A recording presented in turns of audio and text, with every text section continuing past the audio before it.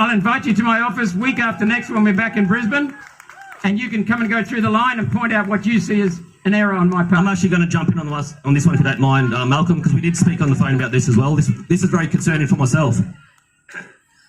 The bill does say free from civil or criminal liability.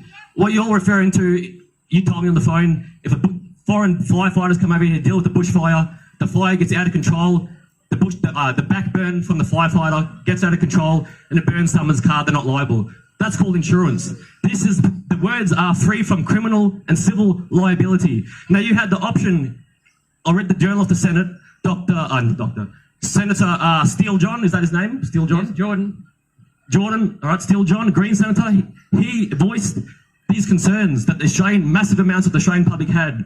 They said, emergency, what is emergency? He offered to define emergency. You and 38 other senators chose not to include what emergency can be defined as. Why did you not clear that up when you had the opportunity? Well, we went through that bill and we're very happy with it, and I'm happy to go through it with you as well, Tristan. He also gave the opportunity to Malcolm and other senators to include the phrase no use of force permitted. Malcolm and the other senators voted this down.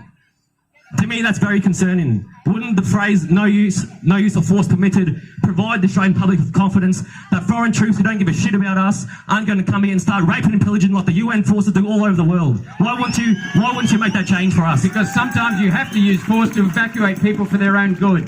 Hang on, Christian. Hang on, I'm answering your question. And if they're doing it wrongly, they'll be prosecuted. That's still the case. They have to do it lawfully and properly. So you are giving them permission to physically remove someone against their will. As a grown man, I can make my own mind up when I have to be evacuated from my house. If I want to stay, I stay. I don't need to be physically dragged out with force by a foreign troop. This is very concerning, Malcolm. Very concerning. I'll extend the invitation to you as well as Linda. You come to my office and we'll go through it line by line. I'll bring my barrister and we'll come. Is that all right? That's fine. Beautiful. And if I'm wrong, I'll admit it. I'm telling you now, Malcolm, you are wrong. I've been through this bill. I've got it right in my hand here. Section 123AA. I'm not going to go through it now because we dragged on long enough. But I'm very disheartened by the way you and many other senators have acted in that last week of Senate last year when you pushed it through very sneakily at the last week. We did it with pride because we're doing the right thing, Kristen. So I'm happy to explore that. Okay, we'll explore that further, guys. I'll go back to you about that because I'm fully disheartened by the way all the senators acted, apart from a few of the Green senators. We'll move on from that one.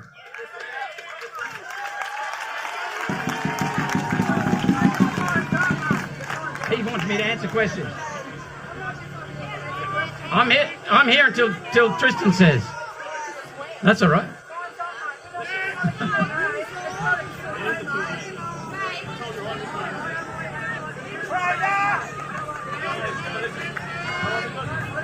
We got a few people getting upset here, right? Listen to me. Just wait. I told you at the start that we have a senator here for a Q&A session. I said I'm not aligned with him. Do I sound like I'm aligned with him? No. What I have done is provided a platform for one of the leaders of this country who makes decisions to be analysed by you guys, and you have a voice, a direct line, because you never have a voice otherwise, right? I provided you with a direct line to one of the decision makers here. If you don't like it, that's fine.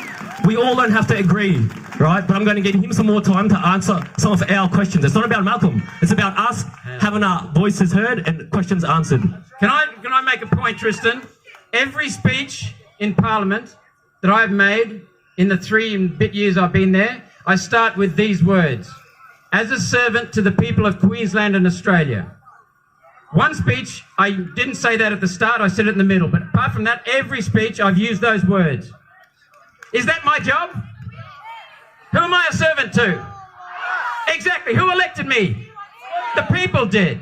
I'm accountable to the people. Whether you voted for me or not, doesn't matter. The majority voted for me, so I'm in there. Now, the point is this. Who is the sovereign of this country? The people are. Who are the only people who can change our constitution? The people. So who's in charge? So why the hell are we electing dopes into Canberra? Are we electing them, or are they fraudulently getting elected themselves? No, they're elected. There's no doubt in my mind the Trump election was wrong. FDR, Franklin Delano Roosevelt, said since 1932, presidents are selected, not elected. That is not the case in this country. However, the case is that it is a fact that our Constitution, while lawful, is quite often bypassed. That's what Pauline and I are doing to bring it back. We are running under our Constitution, but it's bypassed in so many ways. That has been a major thing for us. So remember that. The people you elect are there to serve who? Thank you. There's people getting upset now. We got Davey O'Needs and Thanos to speak. Do you want Malcolm to have some more airtime and have some more questions answered? We're going to do a yes and we're going to do a no, right? The loudest, this is a true democracy. The loudest cheer wins, all right? I'm going to ask you if you want Malcolm to have 5 more minutes or 10 more minutes of questions, and so you can have your questions answered. And then I'm going to ask if you want Thanos and Dave to speak first, okay? So do you want Malcolm to have some more airtime and have your questions answered? Or do we want Thanos and Dave to come on now? If you want to wait around for these guys to speak, we can...